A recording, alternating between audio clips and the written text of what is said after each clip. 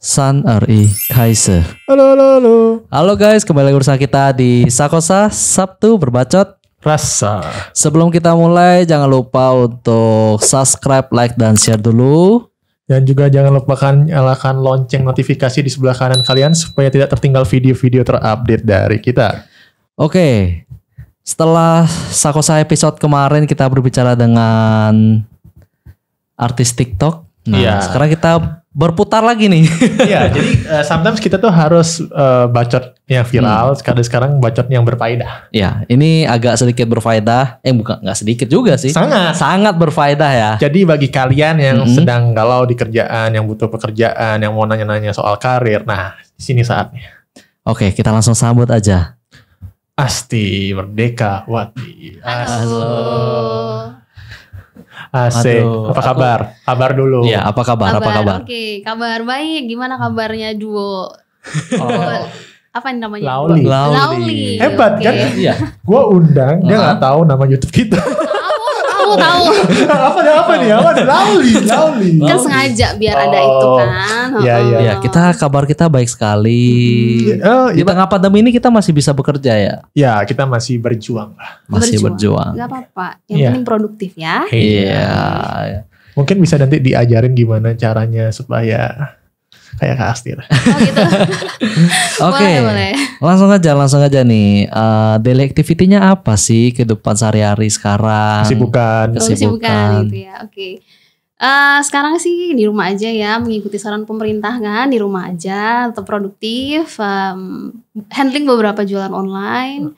Kita juga lagi garap bisnis untuk HR consultant, Asik. HR and training consultant. Jadi itu jawabannya bagi teman-teman yang tidak tahu kenapa dia resign kan.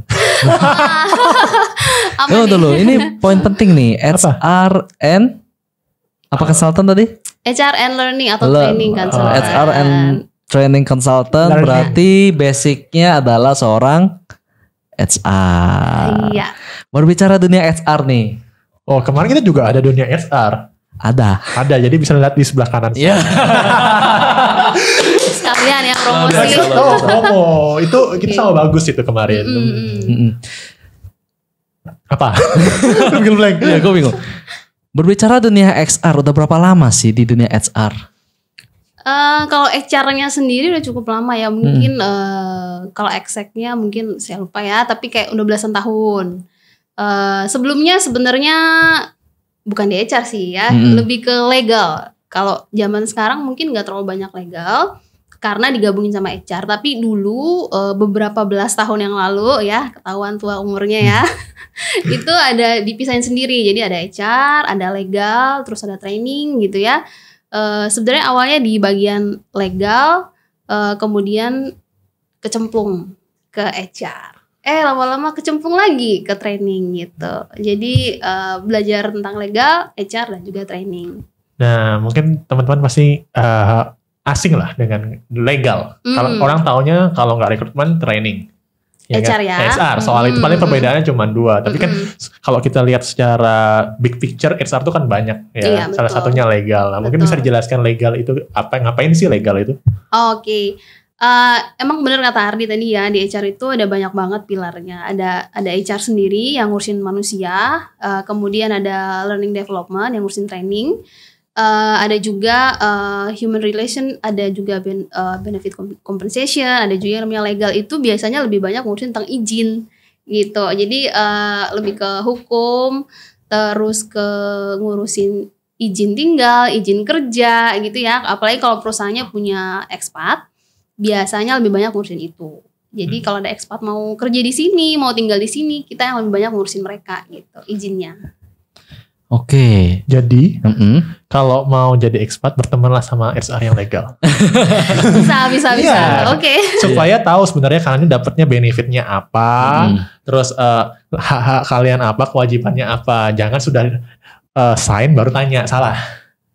Iya, bisa. Oke, di HR sendiri udah berapa lama sih, Kak Asti? Kalau HR-nya sendiri mungkin sekitar 13 tahun. 13 tahun. Iya, di HR. Wow. Dari muda. Ya. Itu lama sih, itu lama. Tapi masih muda. Masih muda. Masih muda ya. Masih muda. Jadi kalau Ya. diibaratkan anak kayaknya udah masuk SD itu. SMP, Fit. SMP belasan. Siapa pula SD masih umurnya belasan? Kevin ini lucu. Kadang-kadang Kevin ini Iya. Mungkin masih SD kalau tahan kelas. Sekarang pertanyaannya adalah kok bisa kecemplung dari legal ke training ya? Iya, betul. Kok bisa kecemplung? Apa? Siapa yang ngajakin atau siapa yang memaksa bisa kecemplung gitu? Jadi sebenarnya dulu itu kerja itu kan di perusahaan ekspor import ya. Jadi di retail sih sebenarnya, bukan di hotel gitu. Kalau background sedikit ya, kebanyakan orang tuh bilang kalau HR itu harus ngambil sekolahnya yang benar-benar psikologi, hukum. Iya, psikologi, hukum, ya. atau enggak paling enggak manajemen Ekonomi kayak gitu kan. Tapi to be honest with you, saya jurusannya bukan itu gitu. Jurusan sastra Inggris, jauh banget kan. Nggak tahu kan? Jauh sekali. Gak ada hubungannya bahkan kan. Oh iya, bahasa Inggrisnya lah, korespondensi. Iya, kalau kerja di perusahaan internasional. Kalau enggak kan nggak kepake. Ya.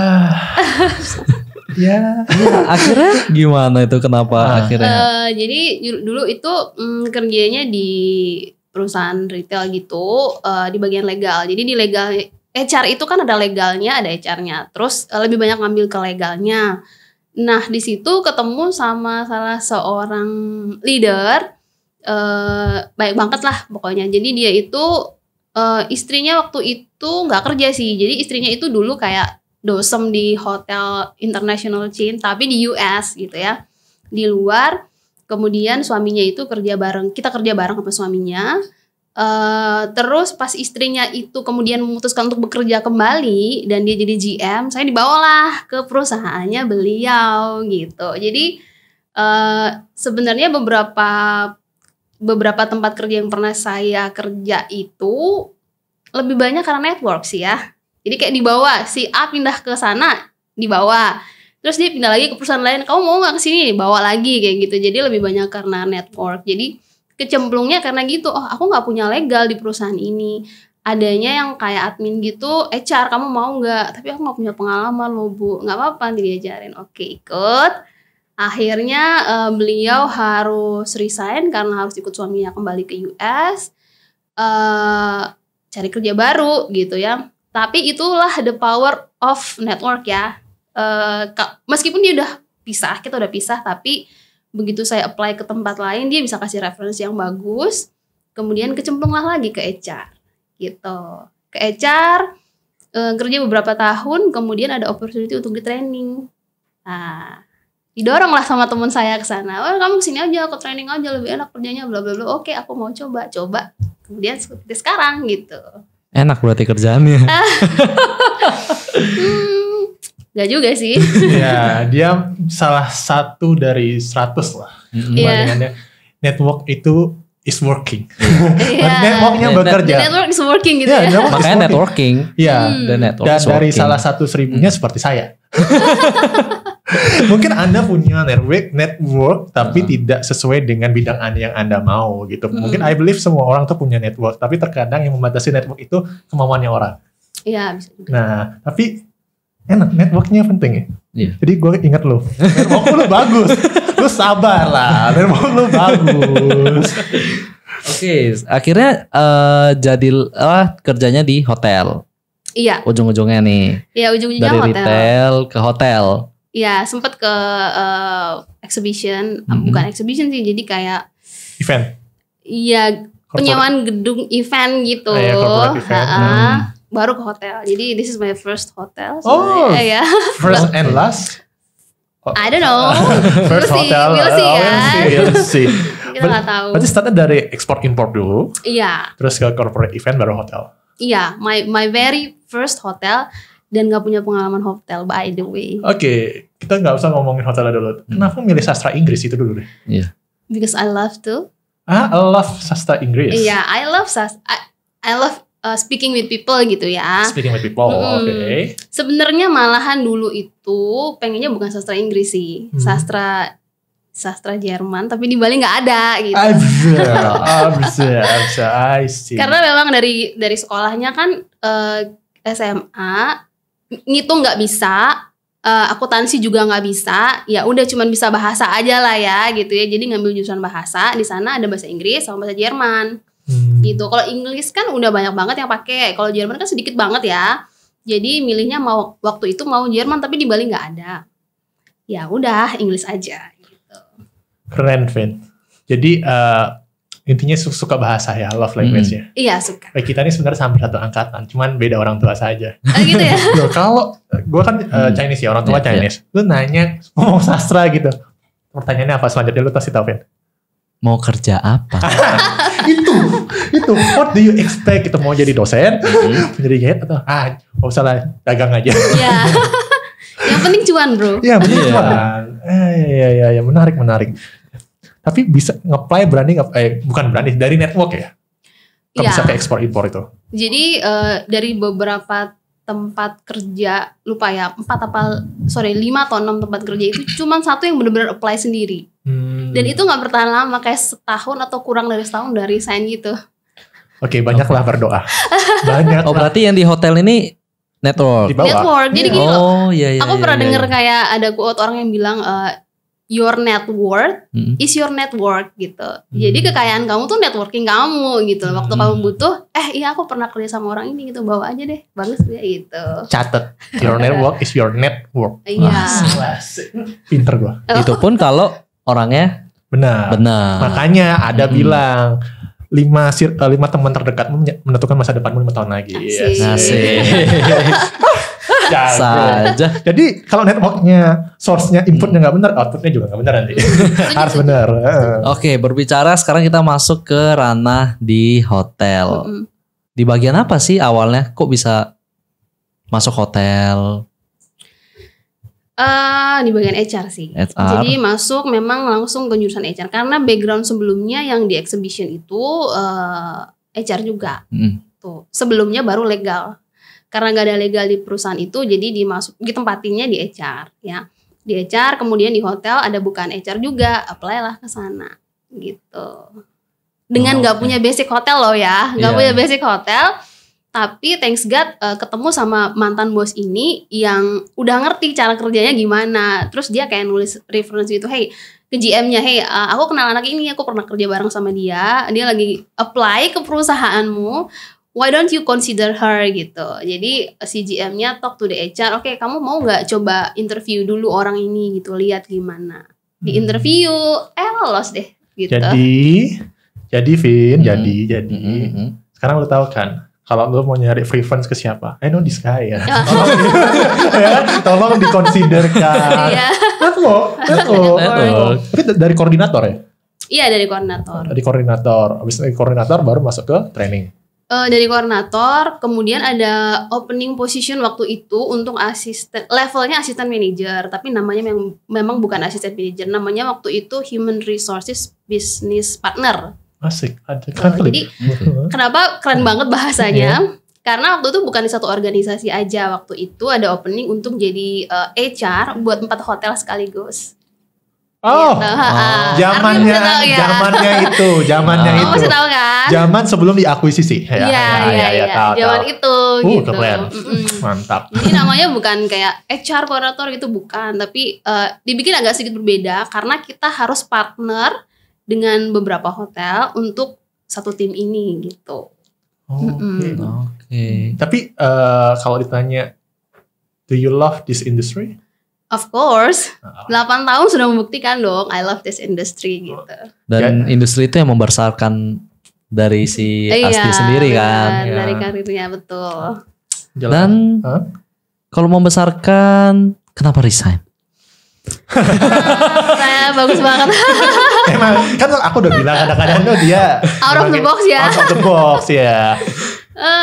Sampai sekarang buktinya I still pursue that field gitu ya. Berarti I love that gitu. Cuman ada beberapa mimpi yang ingin aku capai juga gitu kan. Kenapa harus resign? Karena kalau masih dalam industri itu nggak bisa dipegang semuanya. Jadi berusaha untuk nggak maruk aja gitu ya. Kamu mau apa nih? Kalau kamu mau pursue yang satu, ada harga yang harus dibayar, ya kan? Nah, setelah dihitung-hitung ternyata aku bisa bayar harganya kok, tapi dengan melepaskan yang si B gitu. Jadi ya udah dilepas aja dulu. Jawaban yang sangat bijaksana Oh, iya. dan aman sekali itu. Ya gini. Perumpamaannya itu kayak gini. You have a hands ya. Ketika kamu genggam, kamu nggak bisa mendapatkan yang lain. Kamu harus lepas. Iya, benar. Berusaha nggak maruk aja kan. Kalau mau dipegang dua-dua ternyata nggak bisa ya. Kalau resikonya terlalu besar sih sayang ya. Yang penting cuan bro. Oh iya sih. Oh, Itu 8 tahun ya? Iya 8 tahun. bukan karena masalah lain ya? Loh. Makanya follow IG-nya. Iya benar. Don't resign because of the company. Iya. Tapi resign karena dirimu sendiri. Iya, betul. Lauli 2021. Nggak, iya kreditnya Pak. Iya kreditnya. Saya non-tag. Iya, Saya iya, non-tag. Kreditnya udah di dia semua. Kreditnya Asti 2021. Mantap. Terus kapan sih ngomongin soal resign nih? Ngomongin soal resign nih. Ini nyambung Resign dulu ya. Ya, kita menarik nih soal resign karena banyak orang di angkatan kita atau fresh graduate nanti I believe juga nanti kan ketika situasi sudah kembali, corona sudah usai, pasti banyak lah orang yang melamar pekerjaan dan juga banyak opportunity yang dibuka. Nah pasti kan banyak anak-anak yang baru lulus itu dari mereka kuliah, mereka tidak pernah ada pembelajaran namanya membuat surat resign. Oke. Ya, jadi itu sesuatu yang baru bagi mereka. Kadang-kadang ketika resign itu adalah dibawa oleh suatu kondisi, emosi biasanya. Emosi nggak suka sama lingkungan kerja, nggak suka sama leadernya, atau nggak cocok salary-nya. Itu pun nyontek template-nya di Google. Iya kan? Benar kan? Sebenarnya poin untuk buat surat resign itu apa aja sih yang seharusnya isinya yang benar? Nah, poinnya aja sih sebenarnya. Kalau template kan banyak kita bisa lihat. Poinnya itu apa dan ya kapan? Kapan apa nih harus resign apa ngasihnya? Ya harus resign. Kapan sih waktunya harus resign? Kapan sih kayak kita tuh harus to move to the company gitu. Kapan sih waktunya? Jangan sampai kadang-kadang kan orang yang satu belum confirm dia sudah ngomong resign. Nah banyak orang kayak gitu. Tapi kalau kita sendiri yang mengetahui kan ya paling kasih confirm dulu di satu perusahaan baru ngomong resign. Yang itu yang kita tahu kan. Ini kan ngomong sama HR-nya langsung nih. Kan lebih valid. Kapan sih waktu terbaik? Tapi sebelumnya gimana sih yang benar buat resign letter gitu? Oke. Tadi Ardi udah bilang ya kalau resign letter itu sebenarnya banyak banget di internet. Template-nya bagus-bagus banget lagi ya. Nah, makanya gitu. flowery. Flowery. Jangan salah, saya juga bikin surat resign dari Ya internet. curhat ya. Curhat banget. Ya, terus, Ngapain susah-susah sih Ya, kan ya. tinggal copy paste doang kan. tapi di print. Iya printed. Karena buat siapapun ya yang mau resign ya, surat resign sebenarnya harus di print sih. Kalau email itu mungkin untuk farewell email aja sih baiknya ke semua tim. Tapi kalau surat resign sebaiknya kita print, kita sign, kita bawa ke atasan kita langsung gitu. Diamplopin. Iya, diamplopin. Masih ya, zaman dulu. Iya dong. Iya. Kan lu masuk baik-baik, keluar baik-baik juga. Bener, masuk aja bawa surat lamaran, masa keluar kagak gitu. Kadang-kadang kan sekarang CV-nya di attach. Please find attach. Jadi print. Kalau tahu juga please find attach. Kan nanya kan sudah 2021. Iya kan, go green. Iya, kan nanya. Sebenarnya bukan cuman sekedar seperti courtesy aja kalau kita ngeprint ya, tapi itu memang dibutuhkan untuk paperwork HR gitu. Jadi kalau teman-teman mau resign sebaiknya di print aja suratnya. Karena suratnya harus ditanda tangan gitu. Kalau bosnya nggak tanda tangan berarti belum setuju dong. Berarti ada space untuk mereka tanda tangan ya? Enggak harus kita bikin space-nya. Jadi kita sudah tanda tangan, kita print. Nanti begitu kita bawa ke mereka, kalau mereka menyetujui resignation kita, mereka akan sign di bawahnya. Gitu. Mereka sign di bawahnya, dibawa ke HR juga akan sign kalau HR setuju. Gitu. Oke. Baru diproses paperwork-nya. Oke, sebentar. Berarti tidak semudah itu resign, Bos. Iya. Iyalah. Loh, iya kan? Iya Tidak dong. semudah itu resign. Makanya ada namanya one month notice. Tapi tidak banyak yang one day notice. Nah, Siapa tuh? ada. Dulu ada. Ada lah pokoknya ya. Hilang gitu lah. Hilang tiba-tiba. Oke. Iya, ya. Oke. Ya, jangan terlalu jauh nih. Gimana nih surat Jauh ya, resign-nya oke. gimana nih? Surat resign, oke. Ini pada banyak nungguin kayaknya nih. Iya, iya. Jadi sebenarnya banyak template-nya, tapi kita perlu edit aja ya. Jadi poin yang paling penting adalah di sana kita menyatakan kenapa kita resign gitu ya. Kenapa kita resign, kemudian kita say thanks sama perusahaan. Karena bagaimanapun juga mereka memberikan kontribusi dalam karir kita kan gitu. memang kita memberikan skill dan expertise kita ke mereka, tapi mereka juga mengajarkan kita sesuatu. Jadi say thanks, always say thanks, ya. Bilang makasih sama mereka. Dan di situ di-mention bahwa oke, my resignation dimulai dari tanggal berapa, gitu. Jadi si HR sendiri kalau dia menyetujui, berarti dia bisa ngitung mundur. Kalau 1 month notice kan, berarti last day kamu kapan, gitu. Itu harus di-mention. Jadi jangan yang kayak oke, aku resign gitu, bye-bye gitu. Kapan resign ininya, pastinya tanggal berapa lo ngajuinnya gitu. Waktu terbaiknya? When you ready. When you ready. Tapi kalau siap ya? Iya. Waktu siap aja. Gua? Gua kan baru masuk. Oh iya. When you ready. Yeah, when you ready. Sama jangan pas emosi aja gitu. Iya, jangan emosi. Ya, soalnya kan resign ini kan sering diibaratkan sama orang-orang tuh kayak sesuatu hal yang buruk yang terjadi di dalam lingkungan kerja dia kan. Jadi kayak dia mau resign tuh pasti kayak pasti gara-gara ini nih gue resign, gara-gara ini nih dia resign, kayak gitulah.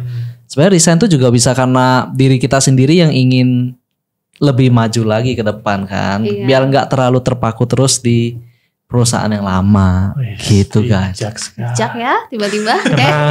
Emang nggak rugi. Kita tuh bacot kalau bintang tamunya buat kualitas, kita tuh pintar. Waduh. Jadi pastikan network kalian. Balik ke sana lagi. Nah, ngomongin soal tadi kita mencari yang lebih baik lagi kan ya. Kan ada fenomena yang namanya, ini kan termasuk loyal lah ya. Iya kan, loyal kan? Okay, tapi kan ada yang fenomena kutu loncat gitu. 6 bulan, 8 bulan, 12 bulan, go. Oke. What do you think about kutu loncat sama ya versus loyal lah? Itu training namanya kok 6 bulan. Iya benar kan? Iya, tapi kan jatuhnya training kan. Iya, tapi ada. Iya, itu memang ada sih. Iya, kalau kamu dari LinkedIn ada. Seminggu aja ada kok. Oh my god. Nah, itu gimana itu? Gimana itu? Sebenarnya gini ya, seperti tadi Kevin bilang sih, resign itu bukan suatu hal yang tabu sih ya. Bukan aib sebenarnya. Kita perlu banget punya mindset kayak people come and people go. It's a normal thing di dunia kerja gitu ya. Jadi kalau ada yang datang misalnya dulu waktu masih bekerja, ada yang datang, aku mau resign. Oke, kamu mau pindah kemana? Atau kamu mau pursue apa gitu ya. Dia akan jelasin and I said oke, kalau itu bagus buat kamu then go ahead gitu ya. Karena seperti apapun kita mau coba nahan orang, kalau dia mau pergi, dia akan pergi gitu. Tinggal tunggu waktunya aja gitu kan. Jadi percuma kalau kita mau nahan, tapi orang udah mau pergi ya, dia akan tetap pergi gitu. Malah tambah gak berkontribut ya mereka. Iya. Nah kalau kutu loncat beda ya ceritanya. Kalau kutu loncat mungkin bisa dibilang seperti itu kalau dia sering pindah-pindah, tapi nggak ada perubahan yang signifikan gitu ya. Di posisi yang sama tapi di perusahaan yang berbeda. Kalau misalnya dia harus pindah-pindah karena pursue karir yang lebih tinggi atau gaji yang lebih tinggi, ya nggak apa-apa sih gitu. Tapi waktu yang terbaik di sebuah perusahaan itu berapa lama sih? Tadi kan bahkan ada yang 1 minggu. Itu kan ibaratnya ya kalau kita tidak masukkan dalam CV kita itu nggak bakal dibahas. Tapi kan ada orang masukin di CV 6 bulan, 8 bulan, itu will be a question kan, nggak sih? Question mark. Of course. Iya. Iya, pasti akan jadi pertanyaan untuk HR kan. Minimal setahun lah, karena setahun itu kan masa kontrak ya. Bahkan kalau setahun pun itu sebenarnya belum cukup loh kalau orang kerja gitu ya. Minimal 2 tahun sih. 2-3 tahun itu waktu yang terbaik untuk kita belajar. Kalau tujuannya belajar ya gitu. Tapi kalau tujuannya lain sih ya nggak bisa gitu. Then what is your goal? Iyalah minimal 2 tahun untuk menjadi expert lah, dianggap expert ya. Bener, expert di bidangnya. Karena kalau setahun itu kita hitung-hitungan aja ya. Makanya kenapa ada 3 bulan probation ya kan? 3 bulan itu kita baru beradaptasi. Makanya dikasih waktu kamu 3 bulan percobaan ya, bisa baur sama tim enggak, kamu bisa ngerjain enggak pekerjaan yang kita kasih, bisa ngikutin value perusahaan kita enggak 3 bulan ya kan. Kalau nggak cocok kan bisa kabur, bukan kabur ya, bisa ya udah aku nggak cocok berarti aku akan keluar gitu ya. Dan setelah 3 bulan ada bulan-bulan berikutnya untuk kita mulai baru bisa berkontribusi gitu. Tapi setahun tuh memang belum cukup sih. 2 tahun sampai 3 tahun lah bagus. Nanti pertanyaannya pasti I wonder how, wonder why you resign is so early. Kayak gitu ya. Jadi jelek juga kan portfolionya kalau dimasukin ke CV. Ya kenapa kamu cuma 6 bulan, kayak 1 tahun. Even 1 tahun pun ada yang nanya kok, kenapa cuma setahun gitu. Dalam dunia kerja itu nih banyak orang yang berkata nih, banyak orang ngomong nih. Ada 3 hal di dunia kerja, tapi kita tidak bisa dapetin semua, yaitu salah satunya adalah salary, networking, sama lingkungan kerja. Pasti ada salah satunya, nggak duanya, salah satunya itu ada yang tidak sesuai lah bahasanya. Kan ada sometimes that happen. Nah, itu benar nggak sih, Kak? Iya sih, jadi nggak pernah ada lingkungan kerja yang benar-benar sempurna, ya. Justru kalau ada yang kayak gitu, kita perlu bertanya nih, terlalu nyaman nih, nggak belajar apa gitu kan? Yeah. Even kalau ada masalah kan kita bisa belajar dari itu. Kalau terlalu aman dan nyaman, wah nggak belajar.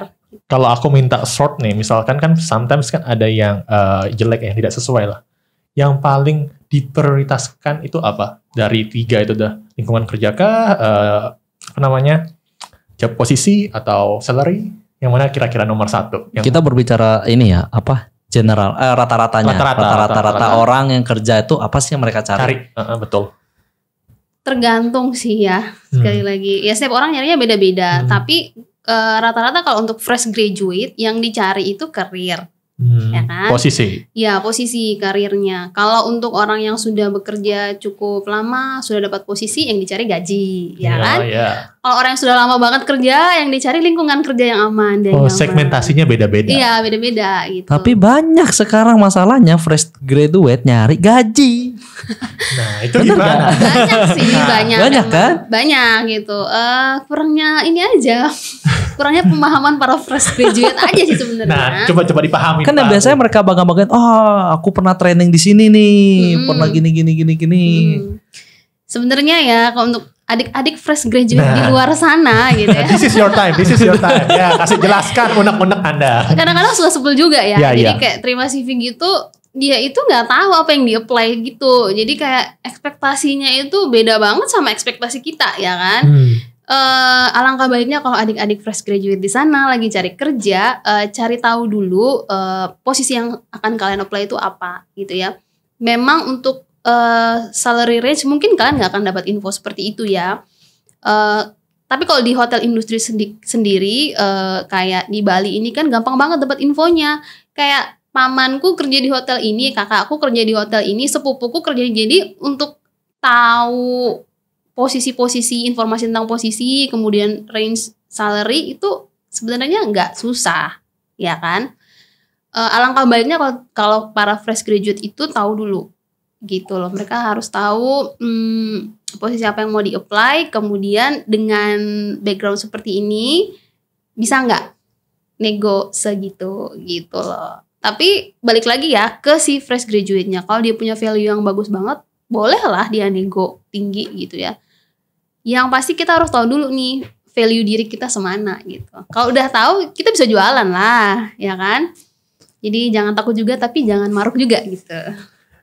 Lebih ke itu sih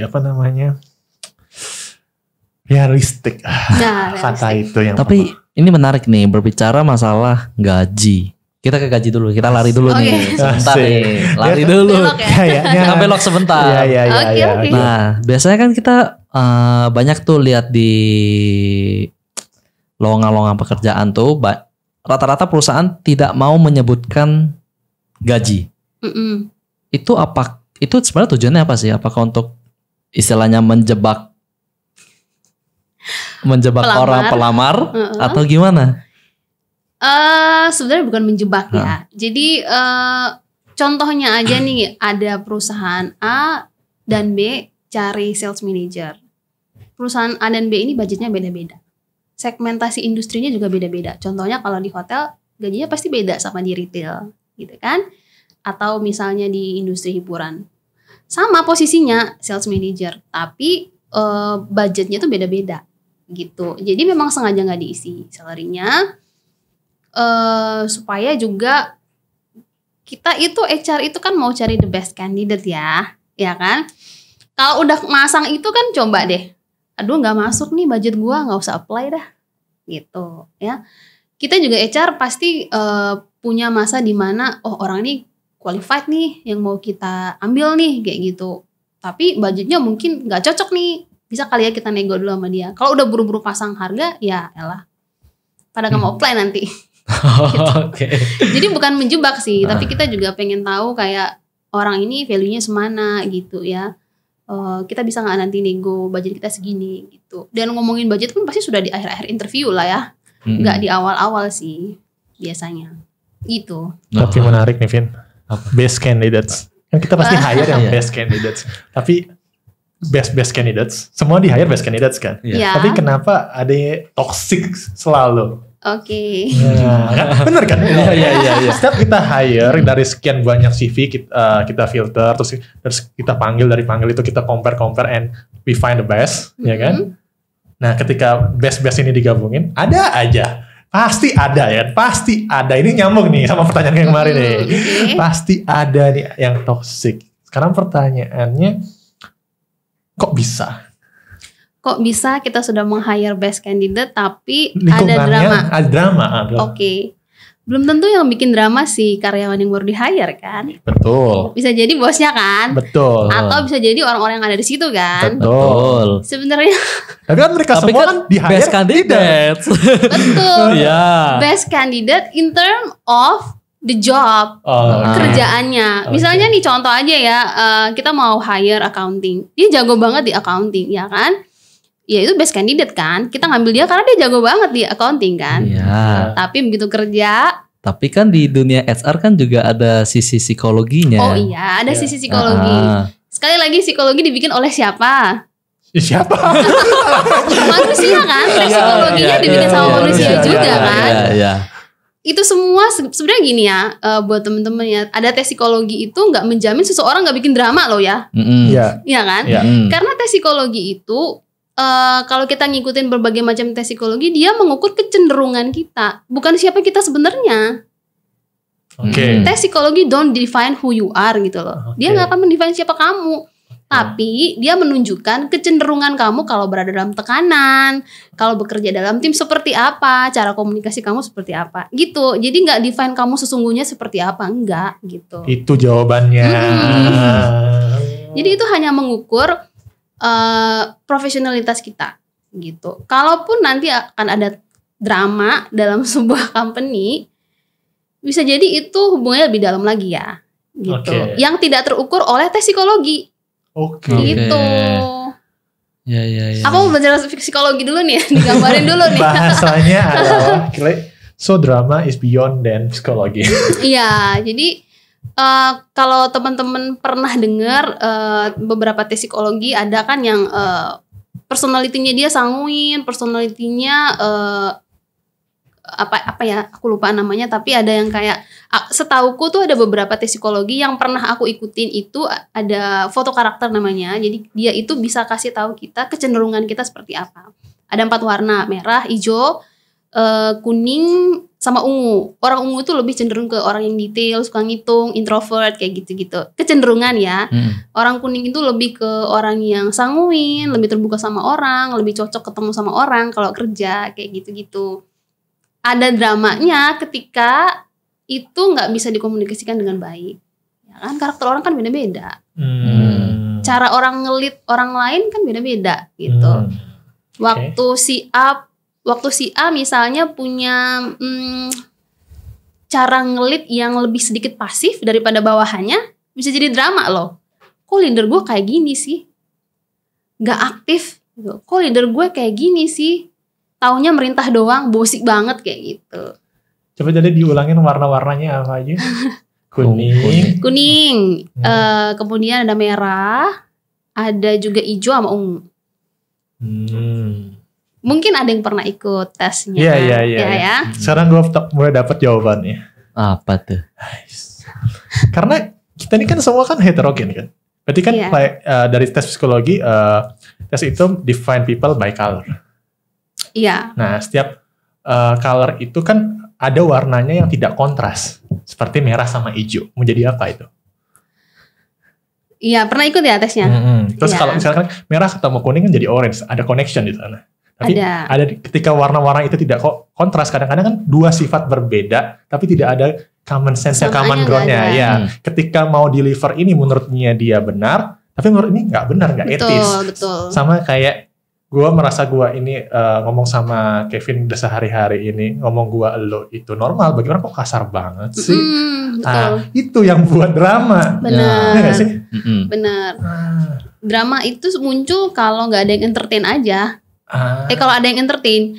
Kalau misalnya dalam satu tim atau dalam satu organisasi, sebenarnya kan kalau ada perbedaan pendapat dalam satu organisasi wajar banget ya. Pasti. Lah isi kepala aja beda, warna karakternya beda, ya kan? Pasti. Cara culture juga beda gitu.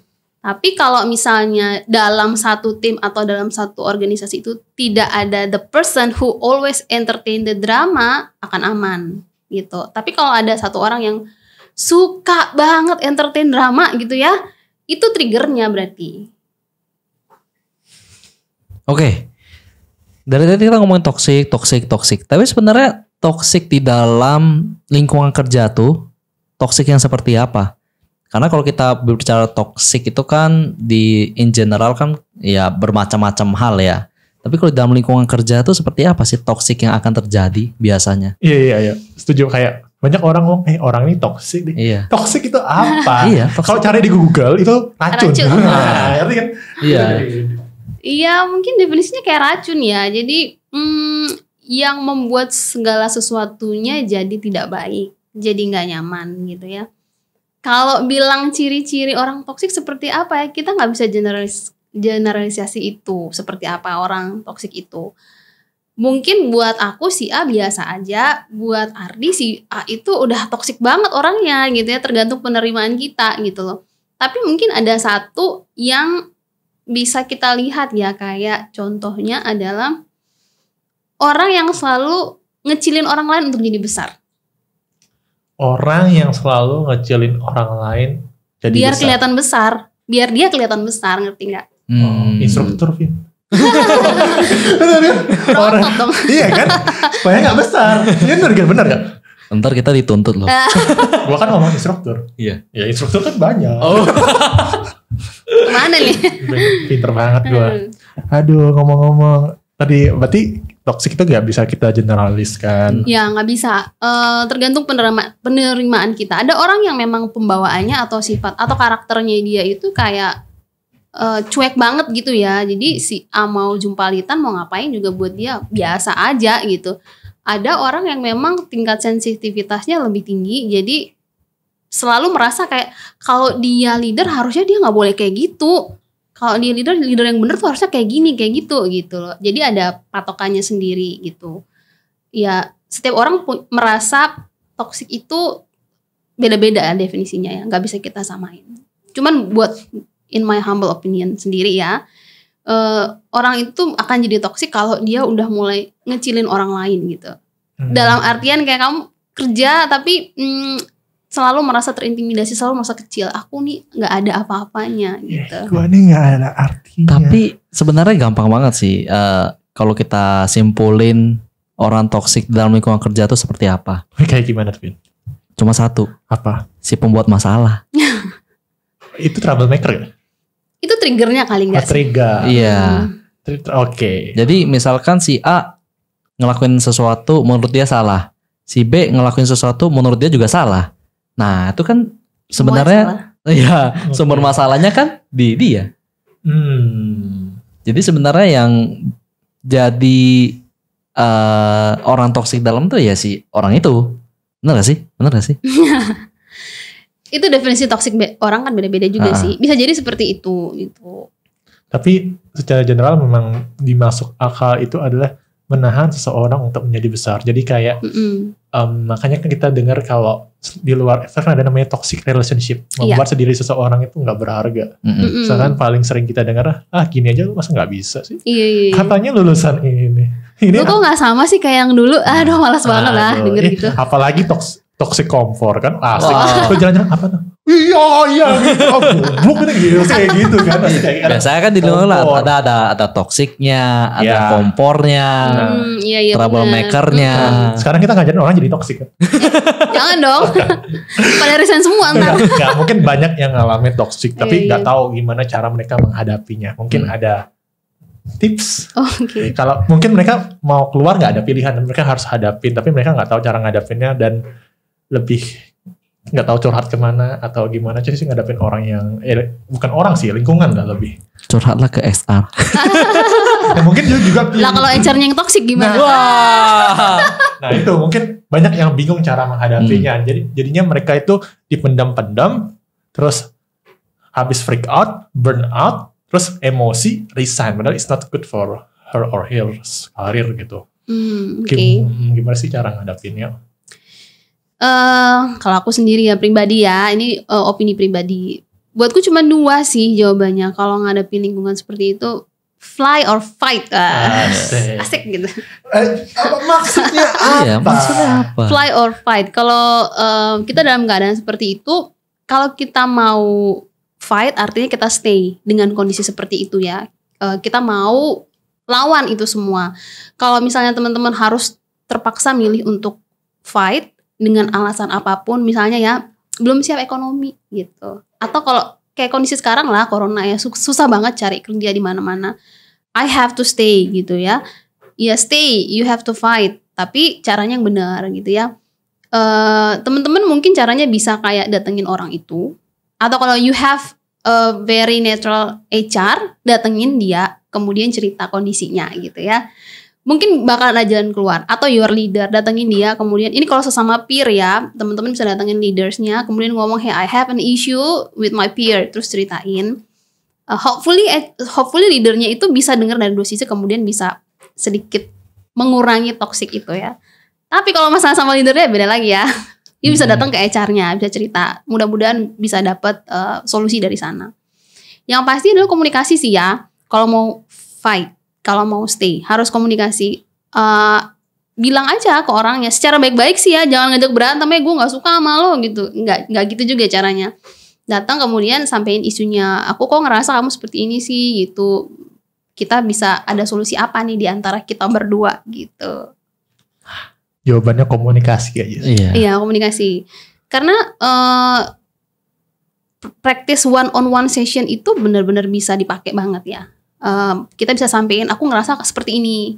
Aku nggak suka dengan sikap kamu seperti ini. Kalau orangnya bisa berubah ya syukur banget kan. Jadinya kondisi kerjanya bisa jadi lebih kondusif gitu. Tapi kalau misalnya orangnya nggak mau berubah, ya dipikirin lagi lah. Mau tetap fight atau gimana? Intinya cengli antara yang lo lepasin sama yang bakal lo dapetin.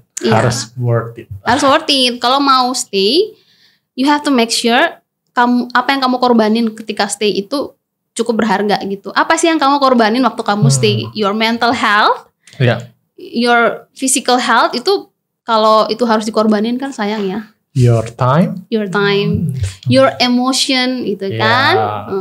Karena don't resign because of the company, tapi resign karena dirimu sendiri. Asli 2021. Asli 2021. Tapi perlu di highlight. If you have netral HR ya.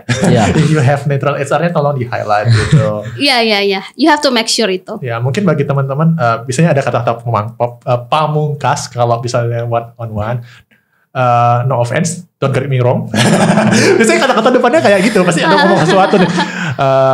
You're a good friend, but karena bisnis just pure business, gitu. It's about business kan. Karena dalam bisnis pun juga mungkin ada dia itu best friend, tapi dalam bisnis nggak cocok. Nah, tapi jadi friend bisa, tapi jadi teman bisnis mungkin nggak cocok. Ada yang kayak gitu.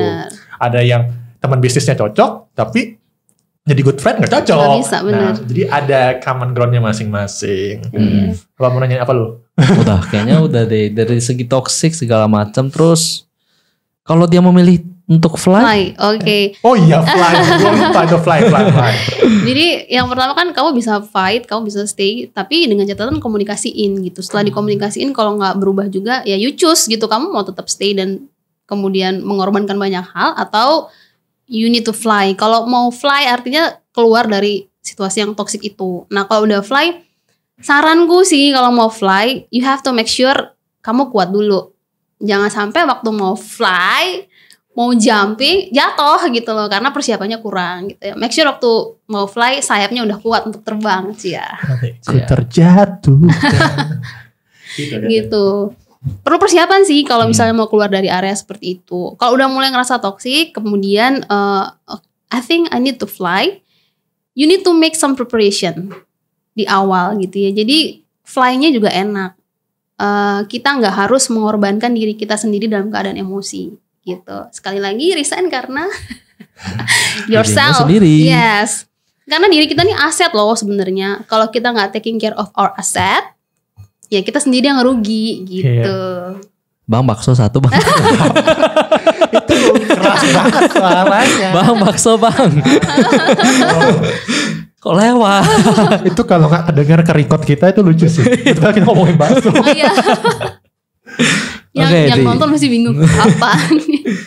Di tugasmu sekarang Di. Oh, belum dong, tanya dulu dong. Apa? Komen ya dia pesan-pesan. Oh iya benar. Ada gak sih komen untuk netizen-netizen di luar, yang teman-teman kita di luar yang sekarang berada di posisi di ujung tanduk antara jatuh enggak, mau balik lagi enggak, apa? Ini hubungannya sama toksik apa gimana nih? Enggak, kita kan ngomongin soal toksik. Jadi mungkin ada pesan kesan untuk teman-teman yang berada di lingkungan yang toksik sekarang. Terus teman-teman yang mungkin mau berkarir atau fresh graduate ya, intinya pesan aja lah. Satu-satu dulu. Dimulai dari teman-teman yang berada di lingkungan toksik, terus dia udah di ujung tanduk, gimana nih? Iya. Lompat aja ya. Lompat aja kalau di bawah ada kasur. Kalau enggak mati konyol. Kalau yang lagi dalam keadaan toksik gitu, kalau aku bilang sih teman-teman harus consider you yourself gitu ya, sangat berharga. Kamu harus tahu value dirimu tuh seperti apa gitu ya. Kadang-kadang kan, kenapa aku bilang seperti tadi, orang yang berusaha mengecilkan orang lain supaya dia terlihat besar gitu ya. Banyak hal yang melatar belakangi orang tersebut melakukan hal itu gitu. Nah kadang-kadang ini kita itu dalam dunia kerja kan dalam satu lingkungan itu aja ya. Kadang-kadang teman-teman itu perlu untuk keluar dari lingkungan itu untuk tahu kamu itu seperti yang dia omongin nggak gitu. Untuk tahu value diri kita. Jadi kalau kamu sedang berada dalam kondisi yang sangat toksik, jangan biarin toksik itu define who you are gitu. Oh ya aku memang nggak berguna bagi perusahaan ini. Aku memang nggak capable. Who knows? Di luar sana ternyata orang itu sangat membutuhkan kamu dan sangat menghargai kamu. Cuman kamu ketemu sama the wrong person aja gitu. Jadi make sure untuk kamu tahu siapa kamu sebenarnya. Jadi begitu ada orang yang mau ngecilin kamu bilang enggak, aku nggak seperti itu kok. I'm worth it gitu. Aku berharga gitu ya. Aku nggak seperti itu gitu. If you want to fly, beda lagi ceritanya ya. Kalau kamu mau terbang, pastiin ada persiapan gitu ya. Finansial tuh perlu banget. Jangan sampai kita karena emosi ngajuin resign karena lingkungan kerja sangat toksik, and then kemudian kita nggak bisa hidup gitu ya. Susah banget gitu. Hanya karena emosi sebentar kita harus mengorbankan hidup kita setahun, 2 tahun tak berpenghasilan gitu misalnya ya. Jadi harus siapin secara finansial, harus mapan dulu, siapin tabungannya. Kalau teman-teman mau tahu hitungannya gimana, pastiin kalian punya dana darurat minimal 2 tahun. Okay. Jadi in case 2 tahun kamu gak dapet kerja, kamu tuh bisa hidup gitu ya. Mantap. Apalagi untuk fresh graduate. Gak usah deh macam-macam. Iya kalau fresh graduate yang penting kerja dulu atuh gitu ya. Gaji belakangan. Ada lagi? Kayaknya itu aja sih. Itu aja. Wah, mantap. Sekarang giliran gua. Bentar, itu kan untuk orang toksik tadi. Oh iya, ada lagi. Apa lagi? Kalau untuk yang orang-orang yang mau cari kerja di luar sana, adik-adik kita yang fresh graduate, apalagi di tengah pandemi kayak sekarang nih. Aduh. Nanti saingannya bukan sama fresh graduate lagi, tapi sama orang yang di-cut. Iya benar. That's kan? the reality sekarang ini kan. Apalagi 2 angkatan yang lulus kan. Iya. Yang tahun kemarin sama yang sekarang. Iya, sama yang sekarang. Apa ya, buat fresh graduate itu harus punya value yang gak dipunyain sama orang lain aja gitu ya. Kadang-kadang justru company malah cari fresh graduate. Kenapa? Bukan karena lebih murah kan? Aku mau masuk. Iya, masuk. Itu ada joke-nya ya. Di dunia sana tuh ada joke-nya ya. Itu gini. If you hire the fresh graduate, itu adalah you hire the attitude, you training the skills. Yang penting kan dia bisa diarahin. Iya. Tergantung posisinya sekarang. Oke, lanjut. Tergantung posisinya. Nah kalau misalnya buat fresh graduate, punya value aja dulu gitu ya. Dan harus banyak-banyak research gitu. Kadang-kadang fresh graduate itu main hantam aja gitu. Gak ngerti apa dihantam aja. harus tahu posisi yang di-apply, kemudian punya value. Aku sebenarnya nonton YouTube kalian yang sama Bagus. Oh iya. Nah, Kak Bagus. Ya nanti Kak Bagus. nanti kita undang lagi. Oke. Benar. Benar apa yang dia bilang gitu, punya value. Jadi kalau fresh graduate paling experience-nya apa sih, training paling kan. Tapi selain itu untuk beberapa posisi kita itu sebenarnya HR melihat kayak orang ini hidup berorganisasi apa enggak gitu. Karena kalau dia sudah terbiasa berorganisasi, masuk ke dunia kerja nggak kaget. Ya kan, ngadepin orang yang banyak drama, ngadepin orang yang berbeda-beda culture, ngadepin jam kerja yang lumayan panjang, dia nggak akan kaget gitu. Banyakin experience-nya aja dulu. Sekarang belajar bisa dari mana aja lagi, lebih gampang gitu. Asik. Masuk. Memang apa namanya?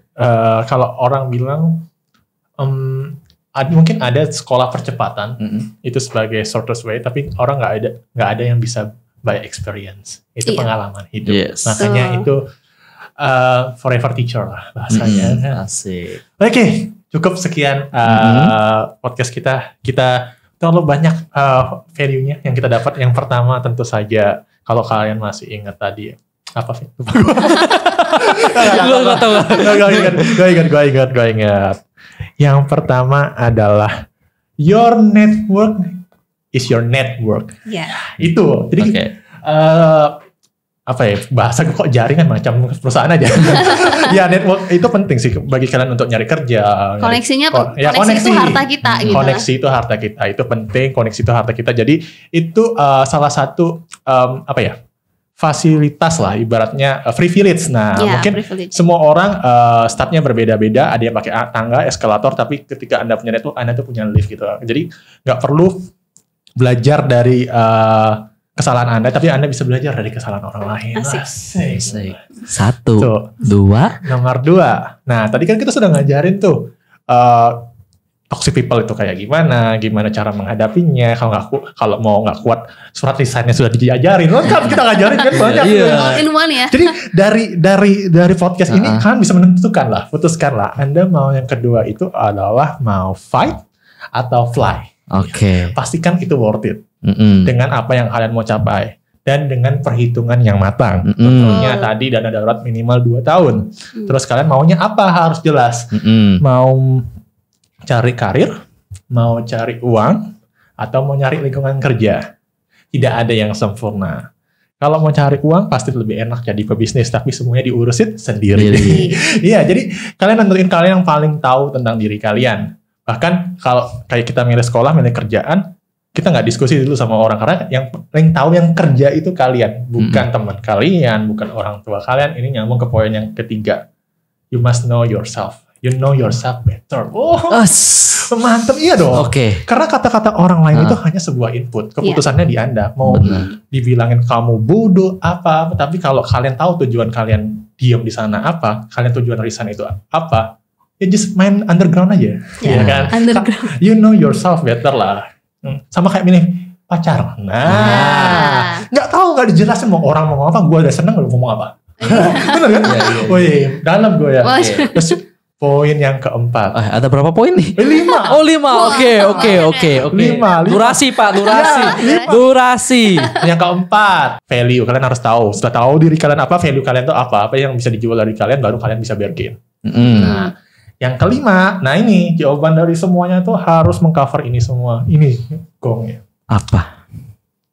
You are precious. Kalian tuh berharga. Kalian tuh perlu dihargai. Jadi kalian harus tahu diri kalian berharga. Kalau kalian tidak tahu diri kalian berharga, atau nggak tahu harga kalian berapa, itu lebih parah. Jadi kalian ingetin kalian itu berharga. You can be everything you want. Asik. Ya kan? Ingat sastra Inggris, endingnya di mana sekarang?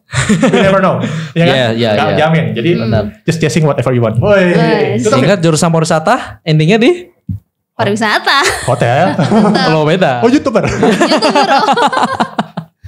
Oke guys, jadi sekian podcast kita hari ini dengan Asti. Jadi bagi kalian yang senang dengan podcast ini, kalian bisa komen, like, dan share video ini ke teman-teman kalian.